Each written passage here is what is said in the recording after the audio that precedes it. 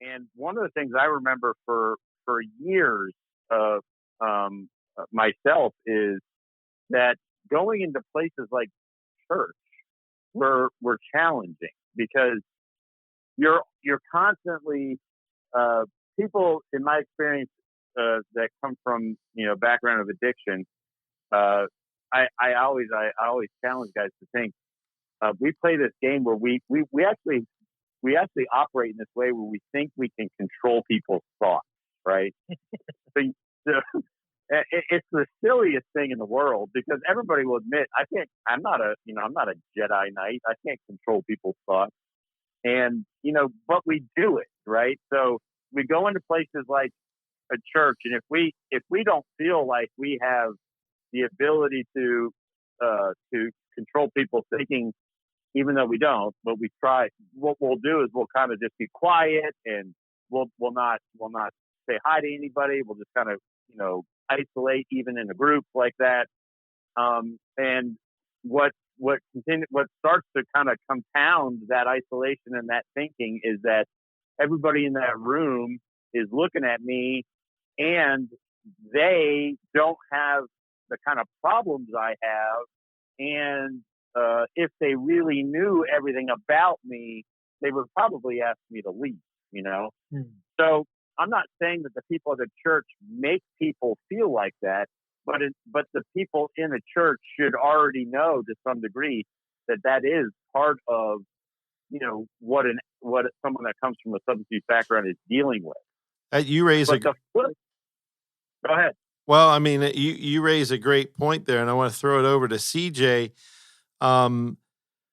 CJ, as somebody who struggled with addiction yourself, when you went to church, what were some of your thoughts about the people at church, maybe the first time you went in there into that situation? Great. Yeah, very good. Well, when I started going to church, a real solid Bible preaching, gospel centered church in Earlham, Iowa, which is just a little ways outside of Des Moines. And I remembered walking in there and I'm thinking, I'd only been out of prison for about 4 months with my, due to the addictions and just the life that I was living. And I remember walking into this church, and my wife and I, actually, we weren't even married yet. It's a whole nother story. So, but I remember walking in there and thinking, like, just having this chip on my shoulder where, automatically nobody had said anything to me. Kind of like Jim said, nobody had told me anything, but I walked in with this chip on my shoulder and I had this thought that these people don't understand me. Like I'm, in a sense, it's almost like we think that, a lot of addicts and people that have lived in that life, we think we're super unique. And what I found is shortly thereafter, it was probably like the second or third week, somewhere in there, where this couple invited us to come to their home. And I'm thinking, and this guy, like I knew, like he's a lawyer and they're homeschoolers. And my wife and I, weren't even married yet. And we have a blended family. So, and it's just like, what in the world? And I'm thinking, this is going to be weird.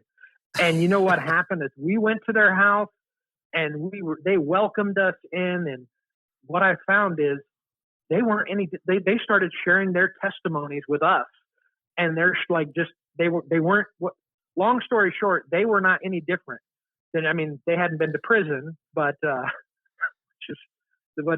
was just this, I was surprised when I heard his testimony and heard his life prior to Christ and his wife's but I would have never seen that coming because I had this preconceived idea and this chip on the shoulder that Jim kind of already alluded to, where I kind of walked in there like thinking, these people don't get me. They don't understand me.